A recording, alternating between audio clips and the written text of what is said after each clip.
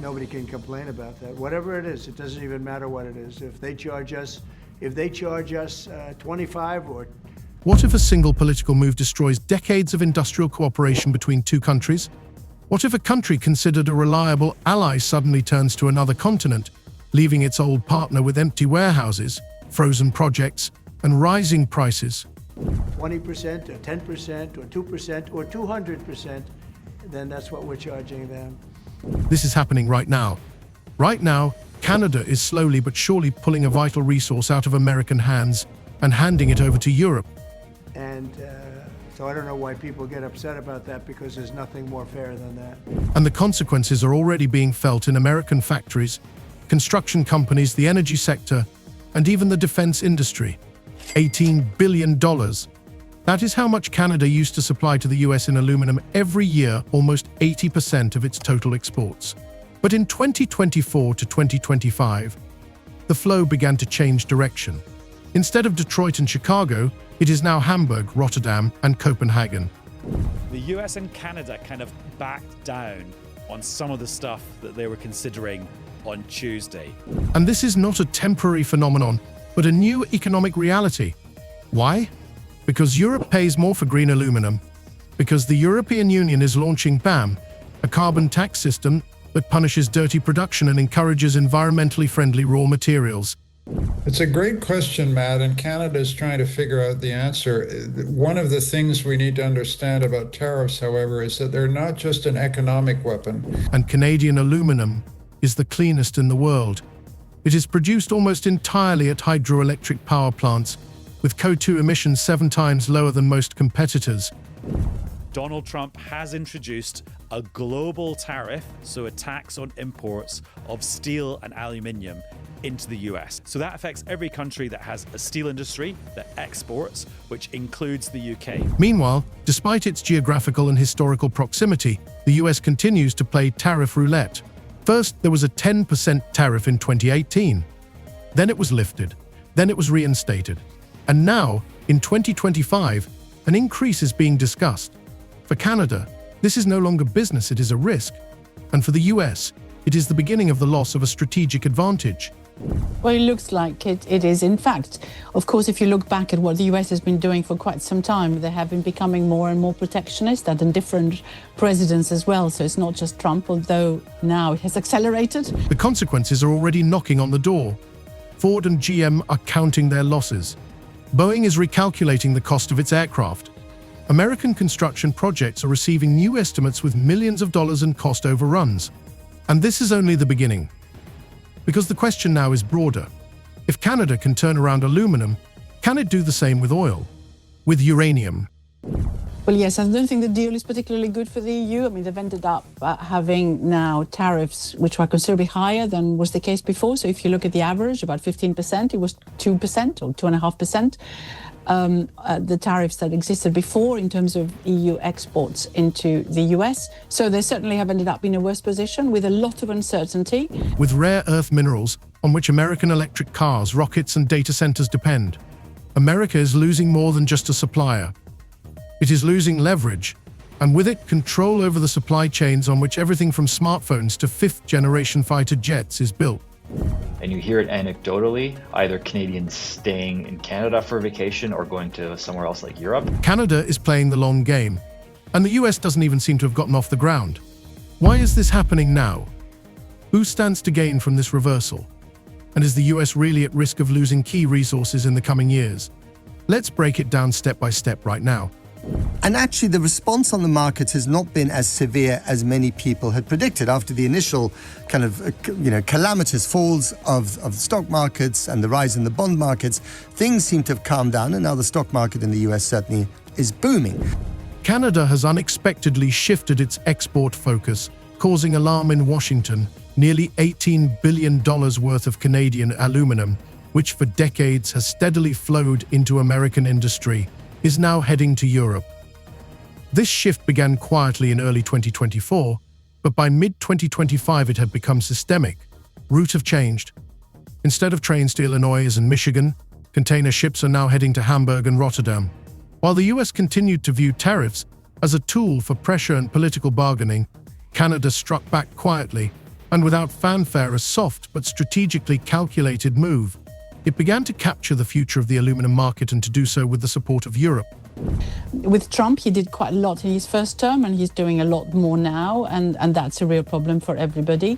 And indeed, if you look at growth forecasts, generally they've been downgraded overall because of this, except the last IMF forecast, the International Monetary Fund, which came out just before the tariffs, the latest tariffs were announced, had actually done a little upgrade. The US underestimated the main factor, the European PAM system, a carbon border adjustment that will come into full effect in 2026. This system turns carbon emissions into a monetary penalty. Countries that produce dirty aluminum pay high duties, while clean producers gain a huge advantage. And Canada finds itself in a unique position.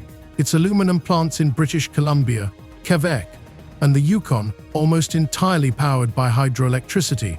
The average emissions level is about 2 tons of CO2 per ton of aluminum, while the global average is 16 tons, and in China and India it reaches 20 tons.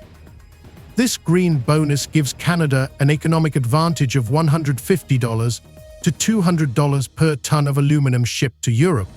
By comparison, US producers operating on natural gas and coal barely meet the 10-ton CO2 limit. The most in demand and the hardest ones to replace from the US is typically berries, citrus, and greens, lettuce. If there is produce from the US and produce from Canada, and they're the same, of course, I'll go Canadian, of course. Europe itself, faced with a shortage of environmentally friendly aluminum after refusing supplies from Russia, has included Canada in its list of critical suppliers for climate goals. According to a leaked European Commission memo, Brussels plans to purchase up to 3 million tons of aluminum annually from green countries by 2030, with Canada at the top of the list.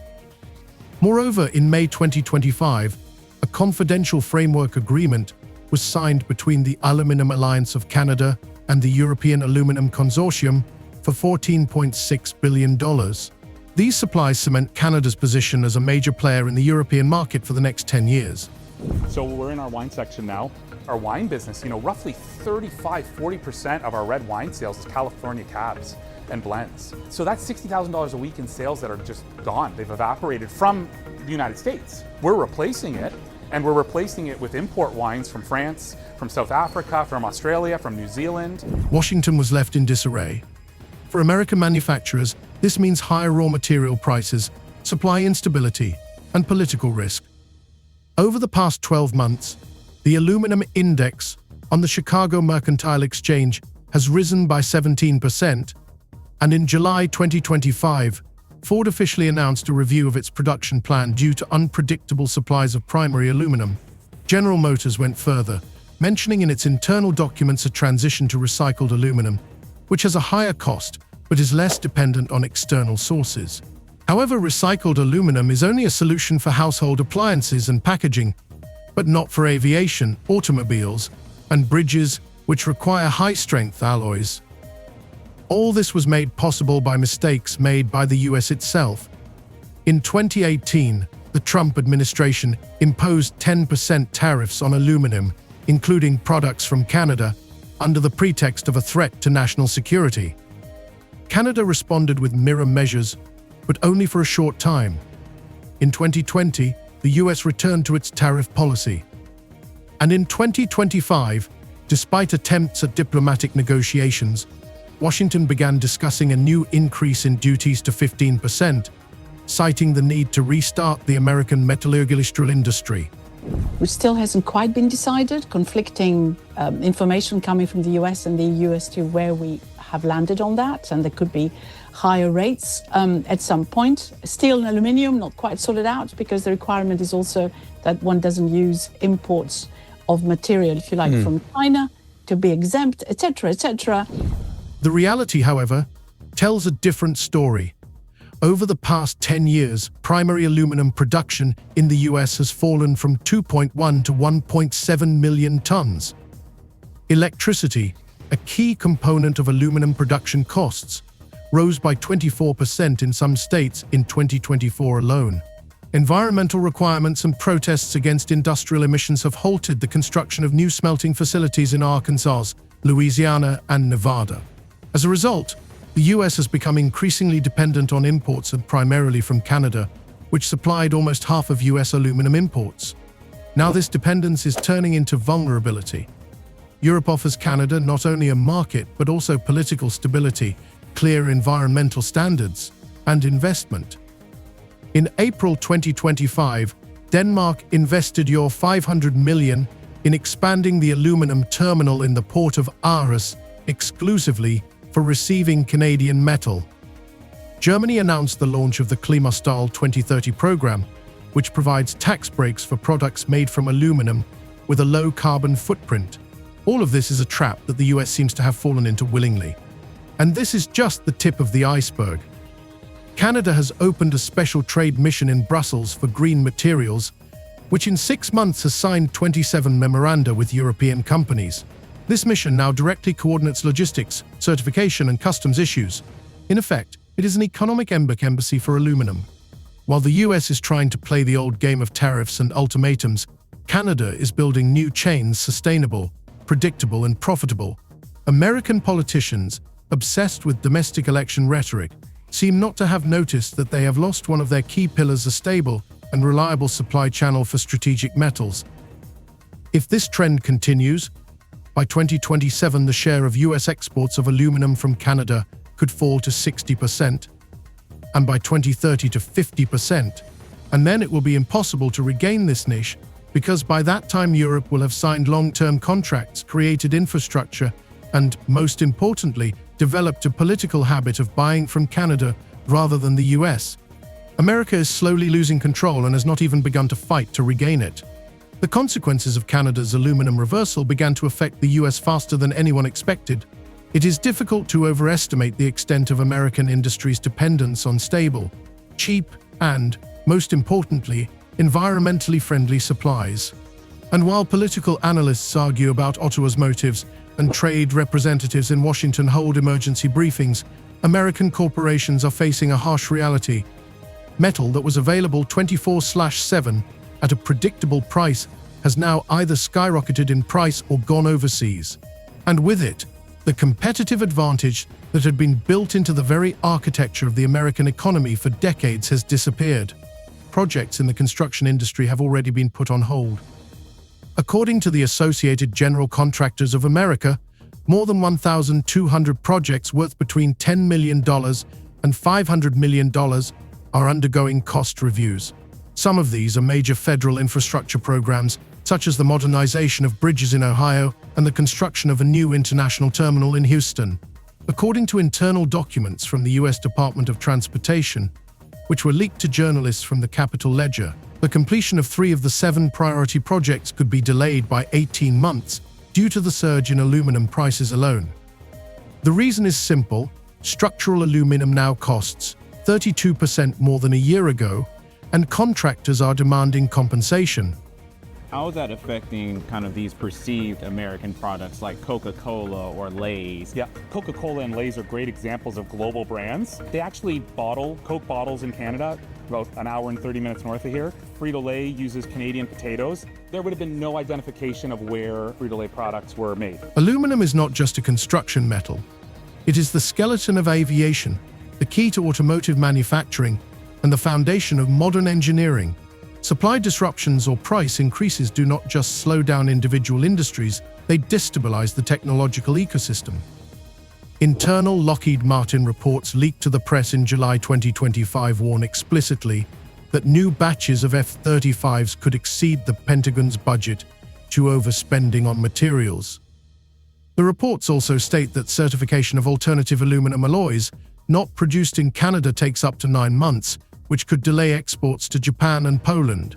The situation in the automotive industry is no less alarming. Ford has already suspended production of one of its Lightning electric vehicles in Michigan, and GM has been forced to increase its contract price by 12% in tenders for the government fleet. But the most telling move is that of Tesla, which has traditionally sourced aluminum from 2 Canadian plants in Quebec. In August 2025, according to unconfirmed information from Bloomberg, the company attempted to conclude an agreement with a Chinese manufacturer but encountered a problem The carbon footprint of aluminum from there does not allow Tesla to sell these cars in Europe without paying high taxes. As a result, the company was forced to sharply reduce exports of its Model Y to Germany and Sweden. This is despite the fact that these markets accounted for up to 26% of European sales. Major American manufacturers began quietly but desperately searching for suppliers. India, China, Bahrain all were considered. However, each of them has its own challenges: political, environmental, logistical. In early August, a group of 8 senators sent an urgent letter to the Department of Commerce demanding that it immediately consider establishing a national reserve of strategic metals. According to their data, current aluminum reserves in federal warehouses would only last for 3.5 months if Canadian supplies were cut off. Although this is not yet on the agenda, exports from Canada to the US have already fallen by 11% compared to last year. But the most dangerous thing about this situation is not the disruptions themselves, but their systemic consequences. By gaining stable access to Canadian green aluminum, Europe is not just improving its industrial ecology, it is becoming cheaper and more competitive. New EU subsidies for environmentally friendly components in the automotive industry allow German and French car manufacturers to produce cars that are $1,800 cheaper than their American counterparts. And with 2026 set to be the year of the mass launch of BAM, anything produced in violation of carbon standards will either be taxed or simply banned from the market. And this is where the next stage begins: the outflow of investment. Manufacturers who were planning to open new lines in the US are starting to look at Europe and Canada as more attractive alternatives. According to insider information from a major Boston-based research agency, up to $5 billion previously earmarked for the construction of an aluminum processing plant in Nevada is now being re-evaluated with a view to moving the project to Saskatchewan. The reason is access to Canadian raw materials and tax breaks provided under the new Ottawa Green Metals Initiative program. While US officials argue about the right tactics defending themselves with tariffs or stimulating domestic production, the market is already making its own choice. The US finds itself in a situation where every new restriction or tax only accelerates the flight of suppliers and investors. And this is just aluminum. Alarm bells are already ringing in other areas, from stainless steel to titanium and rare earth metals. Canada has shown that it is capable not only of diversifying its exports, but also of creating conditions in which the very model of US dependence on external supplies becomes a source of vulnerability. The threat now is not the loss of raw materials, but the loss of control. Traditionally, the US could put pressure on Canada through quotas, tariffs, and refusal to purchase. But now this lever is working in the opposite direction. Every attempt at pressure leads to Canadian metal going to Europe, where it is not only eagerly awaited but also willing to pay more for it. And in this new world of climate responsibility and geopolitical instability, the price of a mistake has become exponentially higher. Canada is not just changing the direction of trade, it is changing the rules of the game. With the US increasingly dependent on foreign energy and raw materials, Canada's role as a source of stable, clean, and logistically convenient resources has become strategic, almost critical. And while America has already lost the first battle with aluminum, much more is at stake in energy and minerals. Hundreds of billions of dollars of investment in artificial intelligence, electric vehicles, defense technologies, and infrastructure all rely on electricity and stable supplies of oil, uranium, nickel, lithium, germanium, and other rare elements. Canada occupies a unique position in each of these areas, not just as one of many suppliers, but as a supplier that cannot be quickly or safely replaced. According to the US Energy Information Administration, in 2024, the US imported up to 4.3 million barrels of oil per day from Canada, accounting for more than 60% of all imports. Canada also provided more than 33 terawatt-hours of electricity, about 90% of all imports in this segment. These are not just numbers. They are the foundation on which Amazon and Google data centers, microchip factories, the Pentagon's infrastructure, and thousands of businesses in regions where domestic generation is insufficient operate. And when Ottawa even hints that the US monopoly on Canadian resources is not guaranteed, panic sets in Washington. In June 2025, it became known that Canada's Ministry of Natural Resources was working on a strategy called the Resource Independence Act. which prioritizes the supply of strategic resources to countries with low trade risk and high climate compatibility. The US was fourth on the list after the EU, Japan, and South Korea. This caused a storm in the White House, especially after a leak was published stating that Canada may start imposing quotas on lithium and nickel exports from 2026, reserving part of the volume for allies in climate agreements. Meanwhile, nickel from Canada accounts for up to 50% of consumption in the US battery industry, including for military purposes. At the same time, Canada is increasing processing instead of simply exporting ore. It is building enrichment and component manufacturing plants on its territory. In July, a plant was launched in Thunder Bay that will process up to 25,000 tons of lithium concentrate into finished hydroxide, a component needed for batteries, annually. Its production has already been reserved by European companies under long-term contracts, and attempts by American manufacturers to negotiate supplies have been rejected. Quotas have already been exhausted. This means that the US may soon face a shortage of components for electric vehicles, despite all its domestic subsidies and initiatives.